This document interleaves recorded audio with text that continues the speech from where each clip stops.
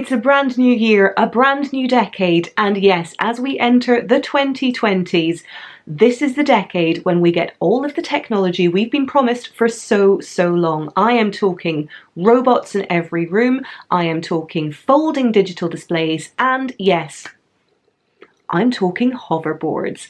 I'm so excited. Now, if nothing else, just look back at the last 100 years and how far it is that we've come. I mean, the 1920s, you were talking about horrific inequalities, you were talking about turbulent economies, and of course, the terrifying rise of populist and nationalist politics. So, you know, it's just a blessing that we've come so far in all that time. What? Oh. Oh,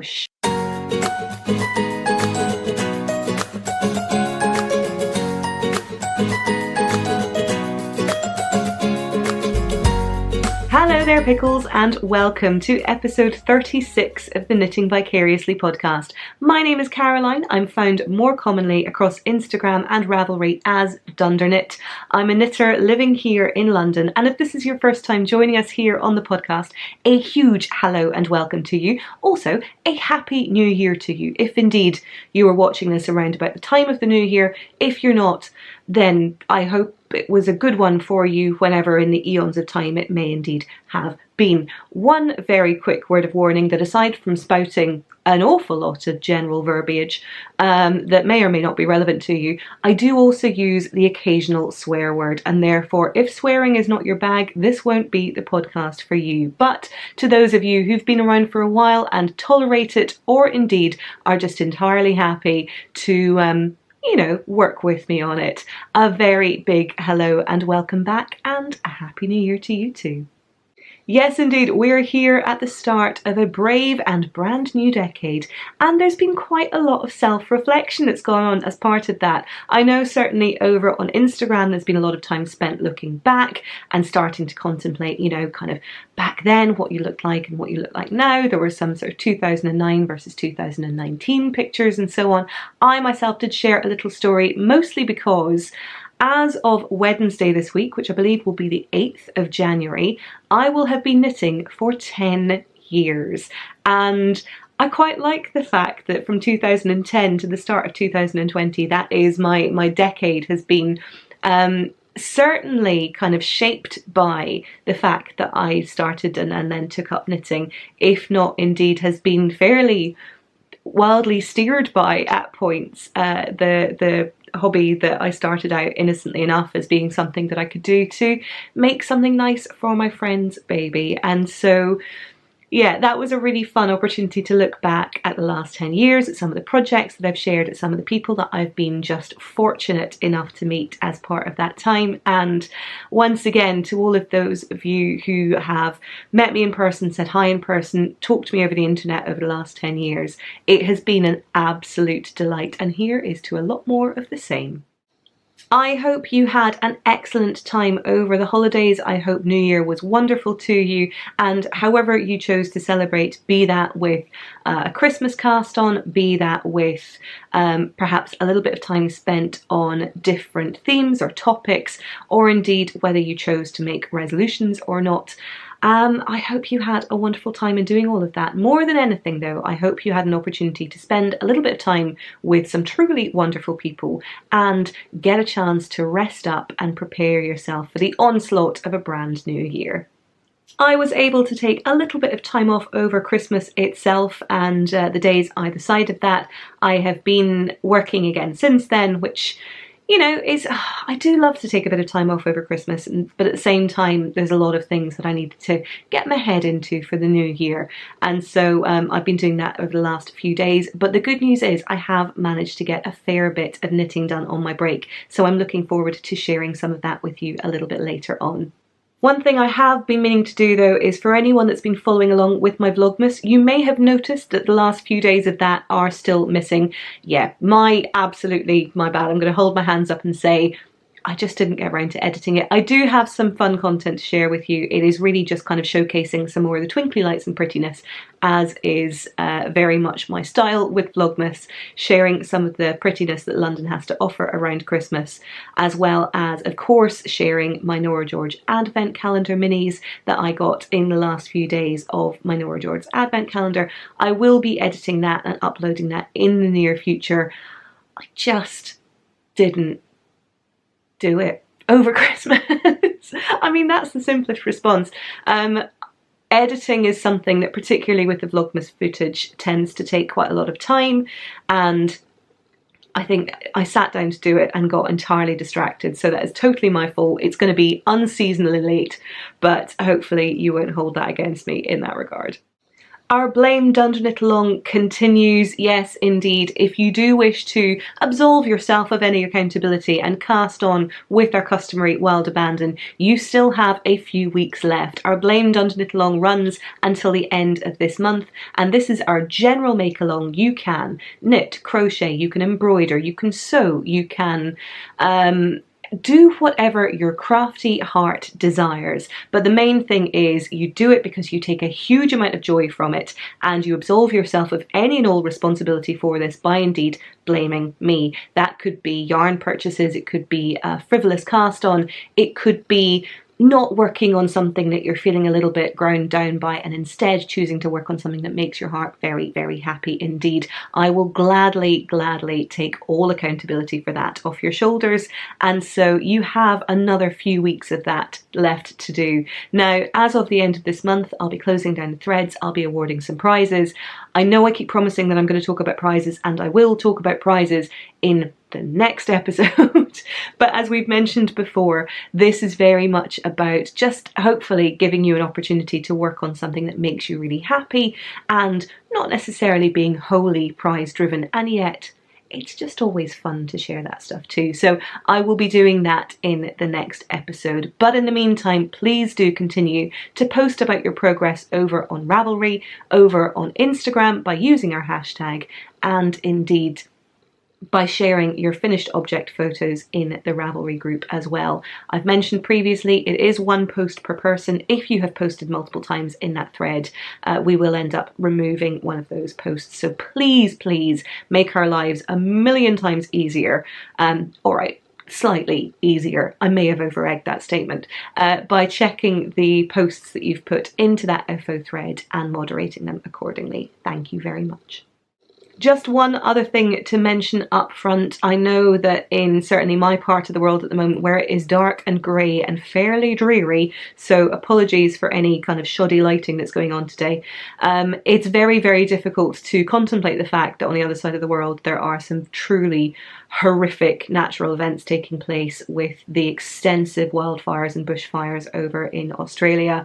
My heart absolutely goes out to anyone and everyone affected with that, whether that be you were close to some of the red zones, and honestly just the terrifying nature of that is something I find incredibly hard to comprehend. But hopefully your loved ones are safe, or indeed if you're just watching this and are affected by smoke inhalation or just watching your country burn, then I'm so sorry. My heart absolutely goes out to you. I will have some links in the show notes below should you feel able or compelled to donate to any of the charities that are accepting donations on that behalf, and fingers crossed that we are able to find a way of putting some of that to an end sooner rather than later. I fully appreciate that this is one of the many different indicators of global climate change, and it's pretty terrifying. So anything that we're able to do to help and support that cause, I'm sure will be vastly appreciated. So those show notes will be in the description box below. You can find that just by scrolling down, seeing underneath the video, and there will be a little drop down arrow for you to see the show notes in full. There will also be some show notes over on Ravelry. Sometimes those are slightly longer and slightly more extended because YouTube do have a character count, and I have been known to hit it on occasion. So feel free to check those out over there as well. There will be an episode thread for this specific episode. And similarly, there will also be a post over on Instagram under the Knitting Vicariously Instagram account. This is the second account that I use for all things related specifically to the podcast, and I will include links to all of the relevant makers and any hashtags that are mentioned in this episode. Just before we get into the knitting, because I know someone will ask, I will tell you a little bit about what it is that I am wearing. I am wearing one of the very first garments I ever made. This is the Jenica pullover by Vanessa Smith. It is a beautiful sweater that I absolutely love. For all that it's been consigned to a wardrobe for a large part of its life, and I think that was partly because I'll stand up, there's a slight kind of alternating faux pas, let's call it that, but also the fact that it's got kind of bracelet length sleeves as opposed to full length. I mean, I'm gonna say that was intentional, and I'm going to be lying when I say that. There's certainly some modifications that I could make to make this more wearable. I think it's also fair to say that for a long time it didn't fit, it was a little bit too small. It is now obviously kind of fairly well fitting, which I really enjoy. And I'll tell you what, I will stand up briefly and show it to you. So here you have it. This is Julissa. Here are the customary Julissa boobs, of course. And yeah, this is such a beautiful pattern. You can see it is raglan shaping here on the sleeves. It's quite a wide sort of boat neck along the top, which I absolutely adore. The ribbing is really pretty with this as well. And as you can see, there's these lace panels down the front and this amazing central cable motif that is also featured over here on the sleeves. It is knit in DK weight yarn. This is a very, very old Madeline Tosh colourway. It is Tosh DK in the Norway Spruce colour, which I bought from Loop. I mean, crumbs, I'm going to say like 2012-ish maybe, which is round about the time I think I started knitting this. Maybe roughly then, I'm not totally sure. I do have a project page that I'll link to in, I mean, that looks more suggestive when I'm going to put my hands here. You can see, of course, the alternating faux pas that I mentioned. Now, it's fair to say that on camera, this looks a little bit more drastic than it does in person, partly because the camera is blowing out my boobs fairly massively, and partly because just the exposure of the camera and the way that I'm standing is making it quite noticeable. Actually, in reality, when I'm stood, because it hits me immediately here on my sort of bra line, it's actually, it doesn't look too bad. It sort of just shows a bit more sort of as though it's in shadow, but yeah. You know, we are where we are with it. I'm gonna sit down now because this is a lot. So yes, Julissa by Vanessa Smith Designs. It is a gorgeous sweater that I highly recommend you checking out. And I think I talk about it a lot more in episode 15, I want to say, which again is roughly maybe just under a year ago, roughly this time last year. I think it was January-ish we covered it off. So yes, if you do want to hear a little bit more about this sweater, I recommend you pop over and check that one out, or indeed take a look at my project page, which I will make sure I link below.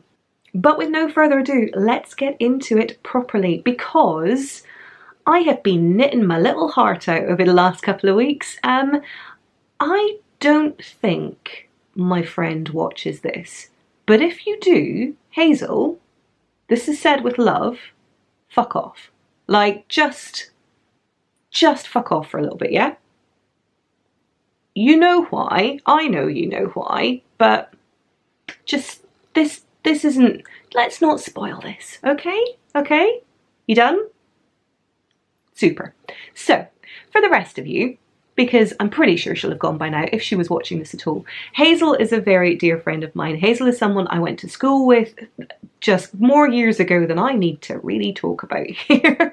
And Hazel is someone who, she was one of my bridesmaids when I got married. I was one of hers. We've been very good friends for a very long time, and Hazel is due to have a baby in about 6 weeks' time. Now, I mentioned right up front that 10 years ago I started knitting because a good friend of mine was going to have a baby. Funnily enough, that was my other bridesmaid, who was Jenny. She had a little boy called William, and one of the first things I knit, not quite the first thing, that I needed to get some mistakes out of my system before the very first thing that I knitted for anyone else.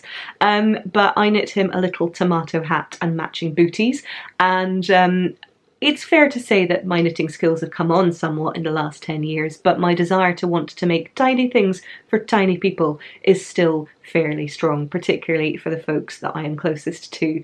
And this little one is absolutely no exception. Now, Hazel and her husband have chosen not to find out the sex of the baby in advance, and so everything is fairly gender neutral. But I quite enjoy that, in all honesty. So I do have a couple of FOs to show you, as well as a couple of works in progress, and they're all of the baby knits variety. If that's not your bag, I get it, absolutely. Feel free to shuffle on down. I do have one whip that I'll show you that's a new cast on slightly later on, but there's going to be a few tiny things up front here, and hopefully you're going to squeeze as much as I have, because they're very cute. So first up in the tiny person knits is a pattern, and indeed a project, that is going to look almost identical to one that I've shown here before. I talked middle of last year sometime about one of my favourite baby knit patterns, and this is the Mignon cardigan by Loop London. I'll put its picture up here on the screen. If you watched that episode, you will remember I knit a version of this for my boss at the time, who was heading off on maternity leave, in a skein of Madeline Tosh in the Astrid Grey colourway. And yeah, so I've basically knit the same sweater again. It's just so practical. So this is, again, it is the Mignon cardigan. It is in the Astrid Grey colourway because I had enough leftovers to make another of the same cardigans. But this one has finally had a little button attached to it, and it has been blocked. So you will be able to see it in all of its beauty. So I'm going to hold this up to the camera so you can see. Here we are. I love the detailing on this sweater. It has these gorgeous cables the whole way round it. The shaping is built into the cables itself. It's a perfect little A-line cardigan, and yeah, it's just so beautiful. So again, all of the cables continue there onto the back, and you can see that there is a nice big button in there too. This is knit using DK weight yarn. It's knit, I believe, on a 3.5 and a 4mm needle. I will double check that. Yep, a 3.5 and a 4, which is a US size, a US size 4 and a US size 6.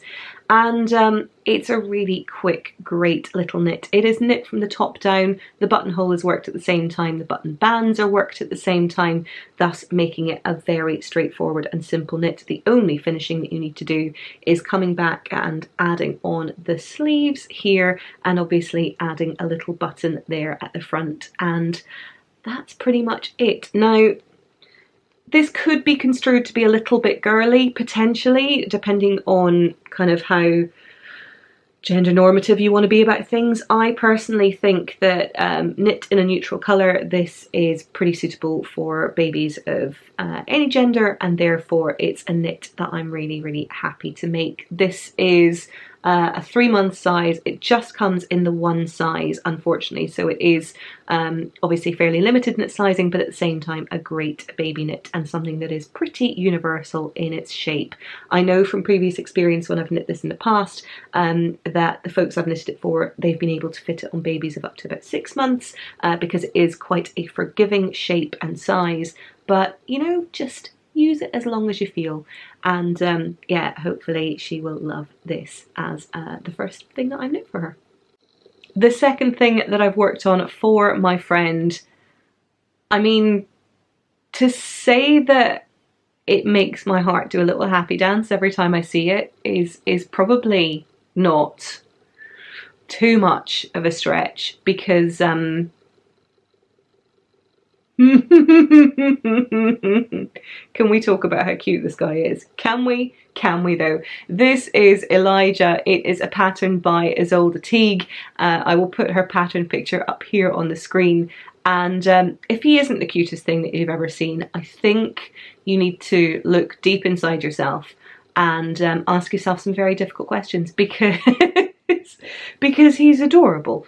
Now this is, I'm not normally much of a one for knitting toys, in all honesty. DPNs, anything that's fiddly, it just tends to piss me off more than anything. But again, I decided to make an exception. She's a very good friend of mine. It's going to be a very, very loved little baby, and so how could I possibly resist? Now, the thing that lured me to wanting to make Elijah is the fact that Isolde Teague talks about it as being something that is broadly seamless, so there's no picking up, there's no seaming, or rather, there's plenty of picking up. There's no seaming that needs to happen later on. It is knit in one piece. That definitely appealed to me, because having to sew things on, it's not my strong point. I don't have the patience for it. So the fact this is knitted all in one piece was a massive bonus in that regard. What I will say is it does mean there's a lot of picking up stitches, and it does mean that there's quite a lot of fiddling about. So this is knit in DK weight yarn on size 3mm needles, which I'm pretty sure is a size 2.5, because you do your occasional crazy half sizes in the US, and I'm not sure why.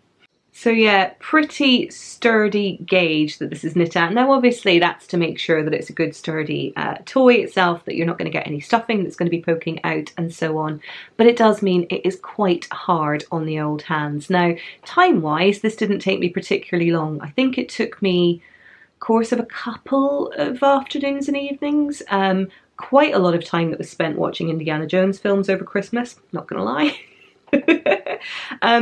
I also would like to point out that while this is adorable, I cannot possibly keep it for myself. And the reason for that is fairly simple and straightforward. You start with the head of the elephant itself, and then obviously you knit the trunk, and just deeply unfortunately, there is no unseeing just how ridiculously suggestive this looks. And I don't think that's just my mind. I mean, it could be. Let's gloss over that. So there is definitely a moment at which you look at this toy and go, I will never unsee that.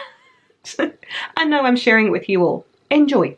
But yeah, certainly you knit the head, you knit the trunk itself, and then you pick up stitches for the body, you knit the body, you stuff the body as you go, and then similarly you bind off the body by making some decreases and cinching it in there, and then you pick up for the leg, knit the leg, knit the leg, pick up for the arms, and then finally the ears on the top, and the eyes are done with little French knots in there too. Let me hold him up so you can see him properly. There he is. So that is Elijah with his little trunk and his little arms and legs. He's just such a cutie. In terms of colours, again, I stuck with something pretty gender neutral and frankly realistic, because he's cute, but I also wanted him to be educational, and it's harder for him to be educational when he's, you know, lurid pink. So so I went with something that was more accurate and elephanty, because things like that are important. This is actually a skein that I had in my stash. This is Madeline Tosh Farm Twist in the Rust Belt colourway. Farm Twist was a base they had a few years ago now. It is quite a sort of loosely spun 2-ply yarn. It's a DK weight. To be honest, any DK weight or kind of heavy sport weight would do. Worsted is probably going to end up being bulletproof at that gauge, unless you want something that's a little bit bigger. Of course, it's a toy. You can make it at whatever gauge you so choose, as long as it is fairly dense, and as I say, the stuffing is not going to poke through too much. But yeah, I mean, this guy is adorable. And if it weren't for the fact that I can't unsee the just hilariousness of those early stages of knitting him, then I would be very tempted to keep him for myself. But no, I'm good. I'm happy for him to go to a happy home. So those are the 2 items that I have finished. I do have 2 other works in progress that are both baby knits as well. The first of those is, of course, the absolutely eponymous Flax Light pullover. This is a sweater pattern by Tin Can Knits. It comes in the widest array of sizes imaginable, all the way from tiny baby knits all the way up to, I believe, about a 60-inch bust. And so just the range of sizing that it offers, it is entirely gender neutral as a pattern. It's brilliant, and like so many tin can knit patterns, it is also beautifully well written. This is perfect for a few skeins of sock yarn. Depending on the size, it can be knit in less than one skein for a tiny baby, and that is the option that I've gone for here. So here is my flax light pullover. Now this is definitely going to be newborn sized. It is definitely on the small side. I need to block this obviously, but the ribbing is pulling it in and making it look even tinier. I do promise you it is sort of big enough for a relatively new baby to fit into. It's made slightly complicated to show by the fact that I have these DPNs as I'm working on the first of the two sleeves, but let me hold it up properly so you can appreciate the yarn in all its glory. So here you are, you can see some of the details of the sweater itself. You can see that it is a little raglan knit with the shaping and the increases happening here on either side of the body. You can see that I'm knitting it with this textured panel, this garter stitch panel here on each of the sleeves. So if I just turn it like that, you will be able to see there's the little garter stitch panel there. My camera is very confused about the lighting at this point in time, apologies for that. There's a great little neckband here. I did use the German twisted cast on, which makes it pretty stretchy as neckbands go. Obviously, getting anything over the head of a newborn baby is not the most straightforward, so we want to make sure that's nice and stretchy. And while the yarn itself looks tweedy, it's actually not. If I hold it up, you will be able to see it is the most beautiful, tiny, very delicately speckled base. It's just stunning. This yarn is by Fine Fish Yarns. They are an Irish based dyer, and she dyes some of the most beautiful colorways imaginable. Over the last few years I've seen Terry at a few different events. I know she has attended Fibre East in the past. I know she's been at Yarnporium the year before last as well in 2018, and so it's always fun to see her, but she dyes up such beautiful colours. This is her sock base, and this is the Moonraker colourway, so you can see it's so perfectly named, isn't it? So you can see it's a beautiful and neutral base with occasional sort of bits of more kind of beigey or taupey tones that are running through it, and every now and again these beautiful little speckles which range from red to navy to sort of an orangey brown colour. It's absolutely stunning. I love this yarn so much, and again the perfect colourway for a little fairly neutral pullover. And yeah, I've enjoyed knitting on this. To be perfectly honest, most of the body from the collar down to the hemband, to the sort of hem rather, I managed to crank out in an evening, and it was an evening spent watching a couple of fairly lengthy programs. I do like a little bit of kind of well-earned slothness over the festive break, but yeah, it was fairly swift to crank this one out. And yeah, looking forward to finishing off these sleeves and getting it blocked sooner rather than later as well. In terms of needle sizing, I think for the most part they recommend that you use a 2.75mm needle for the ribbing and a 3.75mm needle for the body of the sweater itself. That would be a US size 2, I believe, for the ribbing, and then a US size 5 for the rest of the body of the sweater. I used a 2.75mm needle for the ribbing around the neckband and ended up using a 3mm, so a US size 2.5. Oh good lord, all the numbers. For the ribbing at the bottom, I wanted to make sure that that was extra stretchy. For the ribbing at the bottom, I also used my entirely customary choice of Laurie's Twisty Bind Off. I will be mentioning that in the show notes below. I mention this pretty much every time when I talk about bind offs. Sorry, the camera's blowing this out a little bit there. But what it means is that I've got a wonderfully stretchy bind off here. This is the bind off where it's perfect for ribbing. What you do is you actually twist the needle that you're using to knit the stitches for the bind off around the yarn, as opposed to moving the yarn back and forth, which is what you would normally do if you were knitting the knits and purling the purls for the bind off itself. Instead, you're twisting it around the yarn. That adds a little bit of extra yarn and a little bit of extra stretch into the bind off itself. Highly recommend that bind off for any kind of stretchy ribbing that you need to be doing. But yes, this is the second last of the baby knits that I'll be getting off the needles. And now for the final knit. So here we are. I don't know if any of my old knit group from up in Buckinghamshire are watching, but you may remember that I said I was never going to knit this fucker ever again. Ever again, because I hated it. I hated every second of it. And really, when there's that much kind of like venom and bile and general misanthropy for the world that's pouring out of you as you knit into a garment that's going to be loved and treasured by one of your dearest friends for their beautiful tiny little bundle of joy, it's not, you know, the ideal way to create a garment for that child.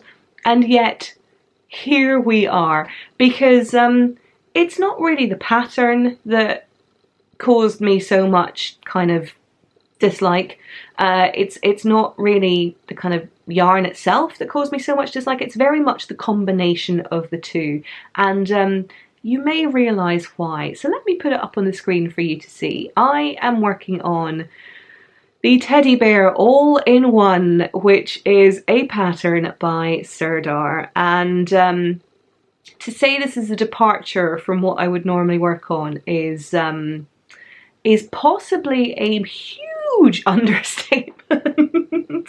I have knit one of these before. I've knit one of these for my ex's family. So back when I was married to my ex-husband, he had a very large extended family, and one of his nieces, or rather my sister-in-law, was very keen that we have something for one of his nieces that came along, and so I decided that this is a pattern that I thought I would try.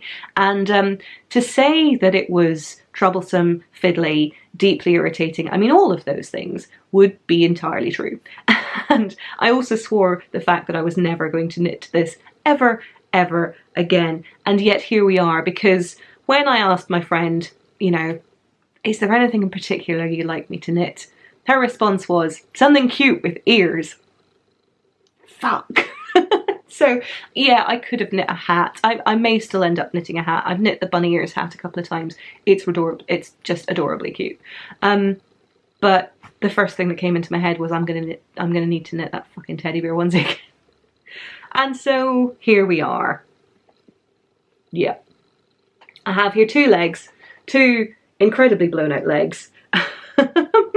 And I'll hold it up, but you probably won't appreciate just quite how this whole thing. Well, you might actually. You're starting to see some of the texture up here on the screen. So yeah, this is knit using a specific yarn from Serdar. This is knit using their Snowflake Chunky yarn. To say that this has never even seen a sheep, let alone been near one, let alone been any part of one at any point, is fairly accurate, I would say.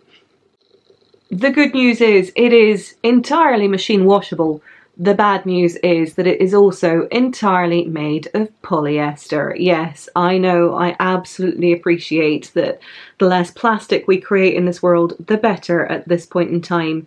I also appreciate how challenging it can be for new parents, or indeed anyone who perhaps doesn't have an appreciation for wool or for superwash, and still the fact that you've still got to take a reasonable degree of care of superwash yarns to have something that is entirely easy to care for. And this yarn definitely falls into that bucket. Yes, this is Serdar Snowflake Chunky. It is a sort of single core with what can only be described as an extensive degree of floof around it. Let me see if I can get the camera to focus on this.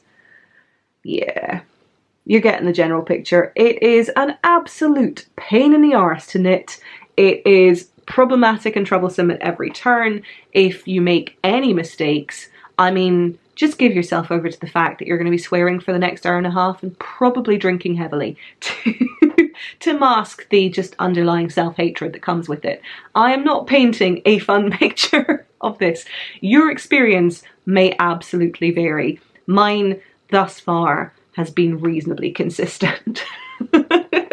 The pattern, as you may be able to gather from where I'm at with this just now, is knit in pieces. That is absolutely one of the key issues that I will face in going through this. Thus far, I've only really knit the back of the legs and, of course, the bum. So having gone a little bit further, you'll start to see. So yeah, this is shaping up at the moment. I will be knitting the front panel of this. The front panel has buttons that will run up there as well. And then, of course, there is a hood, which is an absolute bugger to attach, and some tiny ears that go on there too. Now, from memory, it is a bit of a pain in the arse to assemble. The single biggest issue that I had with all of this is the fact that it's really bloody difficult to tell which is the right side and which is the wrong side. It has you knit it all in stockinette, although for the life of me, you can barely tell the bloody difference. So if I try and hold these two things up by side, let me see if you can see this. I'm conscious the camera blowing it out doesn't really help, but this is the right side and this is the wrong side. It's fairly hard to tell the difference between the two without a lot of kind of like staring at it in a very bright light and trying to suss out exactly which is which. The biggest challenge with that is when it comes to things like sewing together the feet of the onesie, because it is a completely encapsulated foot. And my knit club may remember that I did this incorrectly no fewer than 3 times. 3 on one foot. And each time had to rip it out and start over. And I mean, they've heard me swear quite a lot. I don't think any of them had heard me swear that much. It was challenging. Why am I putting myself through this again? Because it is undeniably adorable. It is incredibly soft for all that it is, you know, very, very, very plasticky. And it's going to be something that she'll love. So of course I'm going to knit it. You know, it's not that I'm not enjoying the process of it. It's more just that, you know, it'll be fine once it's done. It'll be adorable and she will love it. And so yeah, hopefully by the time of next recording, I will be done with this and we'll all be able to reap the rewards of the finished results. So that's it. Those are the baby knits that I have been working on. I do have another project that has been in progress as well. And you would of course be sitting there thinking, well, of course you do, Caroline, because last time you showed us a bunch of things. You showed us, you know, you mentioned that we're going to go back to picking up and knitting on your Stoker shawl. You mentioned that you were going to start working a little bit more on those oak hollow mitts that you'd started. So yeah, it's one of those, right? Yeah, no, it's definitely not one of those. They have been sitting next to my sofa waiting for me to pick them up and cast them on. But what I've actually been working on is the yarn that I showed you last time, which is the Nightshades in the Cinder colourway, which I definitely wasn't going to cast on immediately, but turns out I pretty much just did. And not least because I saw a pattern that it would work perfectly with. This is a pattern by Thea Coleman. We all know how much I adore Thea Coleman's designs, and Hard Cider is definitely one of my new favourites for her. So I will put a picture of it up here on the screen. You can see that this is a fantastic, slightly boxy fitting jumper with this amazing lace detail around the hem. It has a fantastic funnel neck that you can choose to fold over or wear up as the model has it here, and it's just absolutely beautiful. So I looked at that, I decided that a black turtleneck with a little bit of a hint of underlying kind of golden coppery colours was exactly what I wanted, and so I cast that on. Now, given the lighting in here is appalling today, you may struggle to come to terms with this on the camera here, but here is where I'm at the moment. You can see that I've done a fair bit of ribbing. Yes, indeed, I am knitting this to double over and fold over the turtleneck here at the top, so quite a lot of work went into the ribbing itself. Let me fold that back over and down for you. But then I am now onto the raglan shaping. So let me just see if I can get that here on the camera. You might be able to see the colorway in a bit more detail. Here we go. That's probably the best that my camera is going to be able to offer. You can see that there is a sort of hint of this underlying coppery gold color, and it is knit, as I say, in the Nightshades yarn, which is absolutely beautiful. There you are. So you can see it's knit in this beautiful yarn. Nightshades is 100% American Cormo wool. It knits up as a sort of DK to worstedish weight, but sorry, my camera is really struggling to be able to show you this properly in this light. It is knit on size 4mm needles, which is the US size 6mm, and the size that I'm knitting is size, I believe it's 41 3/4 inches. Now, this is a garment that's designed to be knit with quite a bit of positive ease. I think they recommend around about 5 inches of positive ease to get it to fit in the way that it does in the pattern picture. That being said, I actually wanted something that was a bit more fitted than that. I don't want it to be entirely fitted, sort of negative ease on the whole of my body, but I would like it to be quite sort of, I guess sort of fitted around my bust and then hang directly from there. So I figured I would go with the size that was closest to my bust measurement and then block it so that it hung ideally as sort of straight and loose down as possible. So we'll see how that ends up. At the moment I'm getting pretty good gauge on this. I didn't swatch, I never swatch, you know that about me already by now I'm sure, but what I have been doing is measuring my gauge as I go, and just because you got a little hint of it there, I'm of course going to point out that I have my little progress keeper on here. Yes, I have my corner of craft panda progress keeper, which is keeping the spot at which I moved from doing the ribbing to the main body of the sweater with the raglan increases, and so I needed to make sure that I had my little panda there to keep me company. So yes, it's all raglan increases from here on out, and then a fair old sloggy bit of stockinette before I get on to any of the lace around the hem. But to be honest, it's the perfect antidote to some very fiddly and finicky tiny knitting on tiny needles for tiny people. To have something like this is a bit of respite from that. So this is definitely going to be sitting next to my sofa and perfect for any just kind of chilling and TV watching in the evenings for the next few weeks, I am sure. And so that is everything that I've been working on over the festive break. That is, however, not everything that I have to show you for this week, because I have been lucky enough over the last couple of weeks to receive some truly amazing gifts. So I've mentioned my former knitting group a couple of times already, so you may be aware, I've talked about this in the past here on the podcast, but when I used to live up just outside of London, I was lucky enough to be part of a knitting group with a truly incredible and just warm-hearted and generous group of knitters who I absolutely adore. Now, I'm also lucky enough that I get to go and see them once a year, a couple of times a year. We'll sometimes meet up in London as well, and every year we do a Christmas knitty swap as well. So we do a little bit of a secret Santa where we all kind of allocate each other partners, and I was lucky enough this year to be partnered up with, I mean, other than the fact that she's a truly wonderful individual, she also has a fabulously excellent name in that she is also Caroline, which causes a lot of confusion. So we've had old and new Caroline. I was new Caroline for the first 5 years I was part of the knitting group. I feel like I'm now just about outstaying that welcome. But Caroline was so kind. Not only did she gift me some amazing yarn that I will show you in a second, but she also knitted something for me, and so I will show you those just now. Now, Caroline is a wonderful and gifted knitter, but one of the things she really excels at is colour work, and so to receive these was an absolute just delight. I mean, look at how incredible these are. Aside from the fact that she has absolutely nailed my colour choices, and yes, we're calling all of these gold. Gold and gold. I mean grey, sure, but gold. It's not brown, it is gold. They're just astonishingly beautiful. Let me hold this up here so you can see. There we go, look. And again, look, I am someone who knits fingerless gloves because I believe the technical term is a lazy fucker, and cannot be bothered with the fiddliness of fingers, so that could be misconstrued.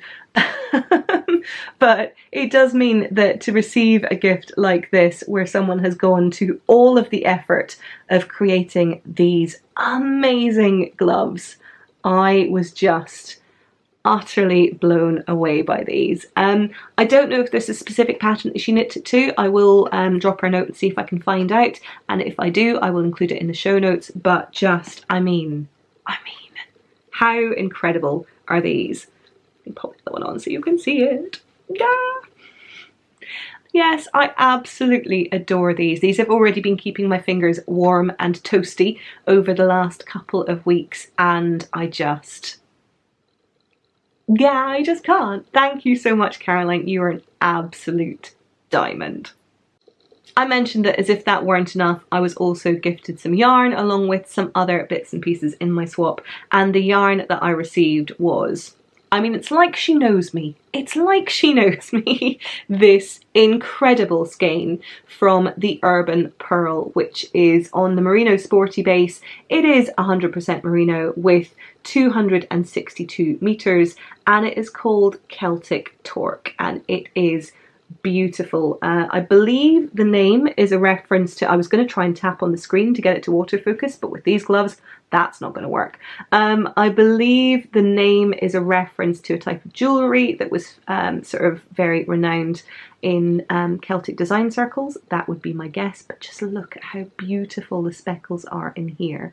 It is absolutely stunning, and yeah, I can't get over how beautiful this is. This will definitely be going into my stash and taking its rightful place somewhere in here as a hat at some point, because it's just so perfect. So again, thank you so much, Caroline. You're an absolute star. And to all of the wonderful knitters that form that knitting group, legends, the lot of you, bloody legends.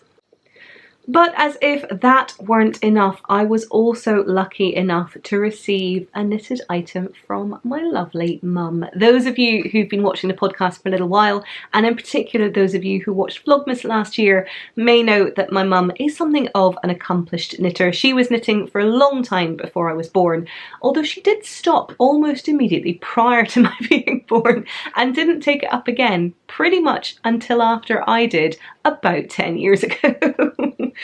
I'm not going to say that I had something to do with that, but I mean, the circumstances around it would kind of heavily suggest that.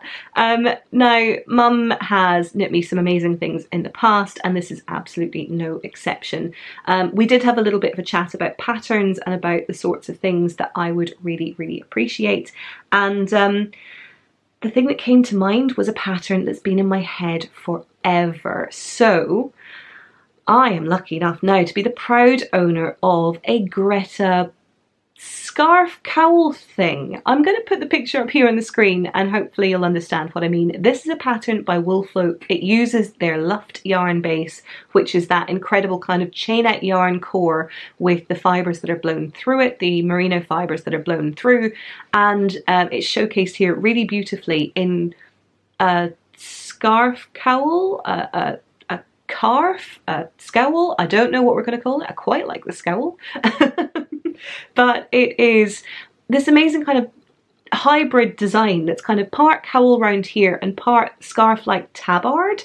It's just really clever, and it does mean if you're wearing a sort of v-neck front jacket or coat, as mine tend to be, you've got a kind of front patch here that means you're well and truly toasty right there and underneath. So here it is. This is, as I say, the fabulous Greta scowl. That's what I'm going to call it. It's knit in Luft yarn, it's knit in a medium grey colourway, and it has this fantastic cowl here at the top with a little bit of the cabling where that starts. I'll roll that up so you can see it. And then it you bind off at the back here and instead just knit down this tabard here at the front, and it's absolutely beautiful. It has these amazing cables on here which hopefully you can see. And there you are, and you can see a little bit of the yarn construction as well with this kind of central core and then the floof that's around it. The floof means this is, of course, just unconceivably soft. It is beautiful, and so it makes for a ridiculously snuggly design. Let me show you what it looks like on. I'm conscious this looks slightly weird with just a jumper underneath it, but if you can imagine this underneath a nice v-neck coat, for instance, you will get the general picture. It is so unbelievably snuggly, and it's just the perfect width. It is going to be so cozy to wear it. Let me stand up so I can show you it properly. Here we go. Hopefully you're able to see this. So in terms of length, it runs to pretty much bang on my mid hip, which is absolutely perfect. It has these beautiful cables here on the front, as you can see, all the way down to the ribbing here at the bottom, which is fabulously deep ribbing. There we go. You can see this deep ribbing down here at the bottom, and then all the way up the scarf, right up to this cozy, cozy cowl here at the top. So yeah, I absolutely adore this. It is going to be so incredibly practical over the next few weeks, and just thank you so much to my lovely mum for making this for me. The other slightly knitterly thing that I received from my mum, which I very much appreciate, and I have mentioned in passing here on the podcast too, you may have spotted these. Yes, after the Make Joy event in November, I mentioned I came away with a beautiful pair of earrings from Malika, who is Soraya. She is the most incredibly talented jewellery maker, and I was lucky enough to see her beautiful designs at the Make Joy event. I came away with a pair of earrings that match my Felix and my No Frills pullover so perfectly. They are rose gold earrings with little sort of beautiful magenta beads on there. I mentioned in passing that Ellen, who had been on the stand at the same time, had gone away with the green pair, the silver with the green beads, and that had made my choice much easier. My mum, being my mum, did a little bit of sleuthing and detectiving and was able to get me these versions. So now, Ellen, you and I are well and truly twinning at this point, because I have the green version with the silver earrings themselves, and I absolutely adore them. So again, if you're in the market for any kind of beautiful sort of hints and literally suggestions of jewellery, Malika does some absolutely beautiful, beautiful designs. These have been, the wire here has been crocheted, the beads have been added, and Soraya has the most incredible array of designs that incorporate everything from, as I say, kind of crocheted wire through to some really, really beautiful stitch markers, through to some incredible kind of big hoops and bracelets and designs that take into account incredibly yarns as well. And so definitely, definitely worth checking her website out, and I'll include it in the show notes below. See, I am incredibly lucky. I received some truly, truly wonderful gifts over the festive break, and just thank you so much to everybody who just made my festive period that bit more delightful. A couple of very quick pattern picks for you, not least because I am losing light and I may well end up being nothing more than a sort of amorphous ghostly blob here on the screen, which is not a look I generally try and aspire to. So very, very briefly, the first pattern that caught my eye is a pattern that, again, scrolling through Instagram, and as one would have it, stopped dead in my tracks and saw this sweater and thought, I really want to work on this. This is the Flamantance pullover by Valentina Bogdanova. I've mentioned Valentina here on the podcast previously with some of the other incredible textured yoke sweaters that she has, and this is, I mean, I was going to say no exception, but if anything, it raises the bar. This is stunningly beautiful. There's a picture up here on the screen now for you to see. It is knit in a light fingering weight, so it is quite, you know, kind of a lot of knitting to get through, but look at that neckline and how stunningly unique it is. It almost looks like a scalloped neckline, but the reality is it's the way that it's shaped and the way that the lace then starts to run from the neckline itself. Again, similar to another couple of patterns that I've seen over the last couple of years, it has this fantastic textured yoke, which is a style that I absolutely adore, between my my Zweig and my White Horse pullovers, and of course my Siri pullover. We all know that I love a textured yoke. It's a really beautiful and flattering design on so many different body shapes, and indeed this is just stunningly beautiful. The pattern has only recently been released, and indeed if you're one of the early birds watching the podcast, I believe there is a discount on this pattern until the end of Monday the 6th of January, but otherwise it is definitely worth a purchase if this is something you are interested in working on.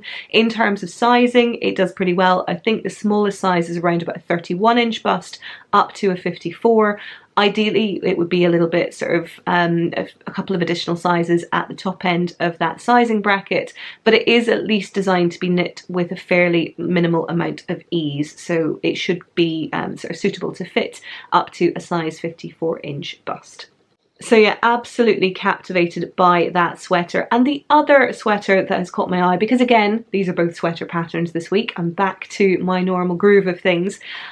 It's fair to say that I was captivated both by the pattern itself and by the name, because as with my wonderful friend in High Wycombe, the name of this sweater is also Caroline. I mean, it would almost be arrogant if it weren't quite funny.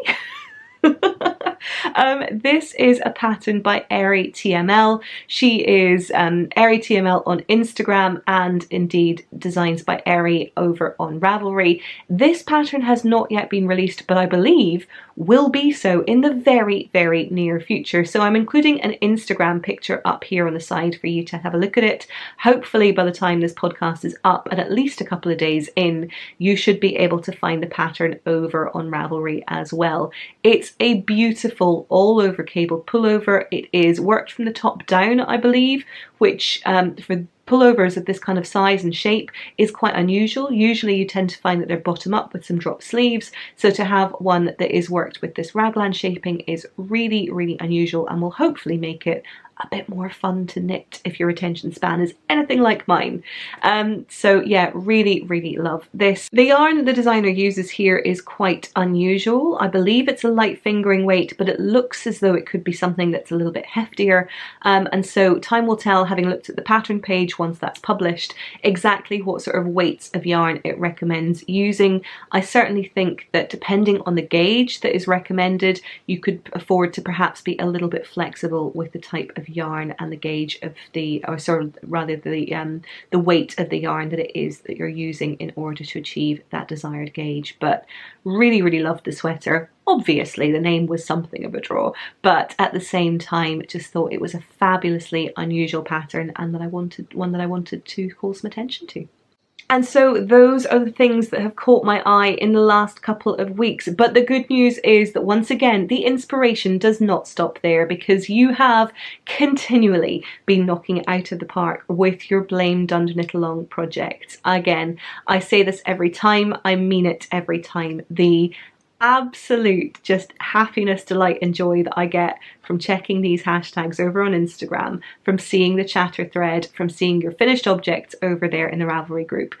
I can't describe how happy it makes me to do that, and hopefully finishing and working on some of these projects as well has brought you a fair bit of joy and fun as well. This week we're going to be showcasing some projects from Instagram, and so with no further ado, allow me to introduce this week's Blame Dunder Knit Along calorie.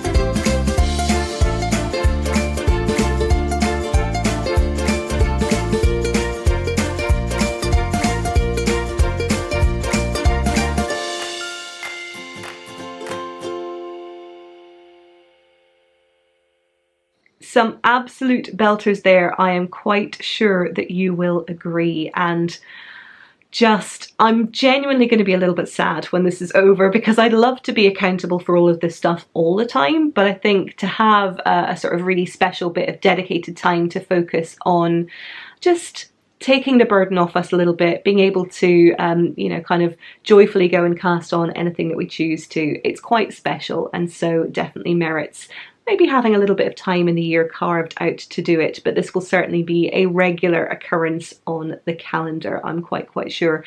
As I've mentioned before, you have until the end of this month to continue working on, and well, to continue casting on any of your designs. You can work on them for as long as you like, but the make along itself will run until the end of this month. If you do manage to finish your projects, please do feel free to post them over in the Ravelry thread, where we have our FOs thread. As I've mentioned up front, it is one post per person. Please ensure that you're adding any subsequently completed items to that original post, as opposed to creating a new post, and that will make our lives significantly easier. I really do appreciate it. And that's pretty much it for this week's podcast, which is probably a good thing, because it's now getting fairly dark outside and I'm really not sure how much of this you're actually going to be able to see. As ever, I really do appreciate you checking in, you watching, all of the incredible comments that you give. Thank you so much to everyone as well that commented on the last episode, where I finished up with a little festive ditty. You were all very, very kind and generous in your comments. That was incredibly lovely of you all. Thank you so much for that. And similarly to those of you who commented on the night before Stitchmas. Those of you who've watched the podcast for a while will know that I wrote a bit of a parody version, a knitterly and sweary parody version of the Night Before Christmas story. I published that as part of last year's Vlogmas back in 2018. I know a couple of people were struggling to find it, so I figured it would be helpful if I published it as a standalone video, which I have now done. And those of you who had seen it and were being reminded of it, as well as those of you who'd never seen it before, were all incredibly kind and gracious with your comments. Hopefully, I made it resolutely clear that there's quite a lot of swearing in there. Because the last thing I'd want is for anyone to be shocked or be taken aback by just quite how much there is and the point at which it arrives. So I've made an effort to go a little bit overboard on that. So yeah, but thank you so much to everybody who commented, liked, and just generally interacted with me on that basis. It's something I really enjoy doing, and I really, really do appreciate the feedback that you give. You're incredibly kind. But that is it for this episode, and so as ever, I wish you a wonderful rest of day, rest of week. I hope your knitting is keeping you happy and fulfilled, but if for whatever reason it isn't, I do hope you have an opportunity to knit vicariously. Keep on keeping on, my friends, and I will see you again very soon. Bye!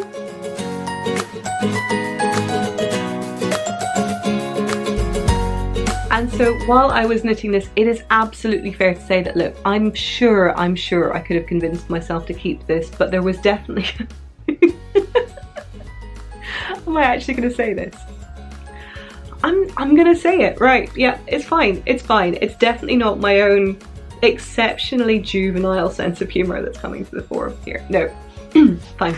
I will say it's very difficult to unsee what happens at a specific point with I'm going to try and keep it face on, because otherwise I will lose my shit while I'm talking about this. Right, it's absolutely fine. There was a moment at which I really did decide that I could not keep this, and that was the point at which you start with this toy by knitting the head of the elephant itself, and then you move on to the trunk, and okay, there's a hand gesture that I really don't need to do. This, how am I being this ridiculously juvenile about this whole thing? Sorry, I'm clearly giddy, like the festive fumes and residual alcohol are just far too much in this whole thing. Right, let's do that again. Let's not make suggestive movements along its trunk, because that's not anything anyone needs to be thinking about when we're giving this toy to a tiny child. Oh, good lord. Anyway, there's a reason I'm probably not going to be a godparent, let's be clear.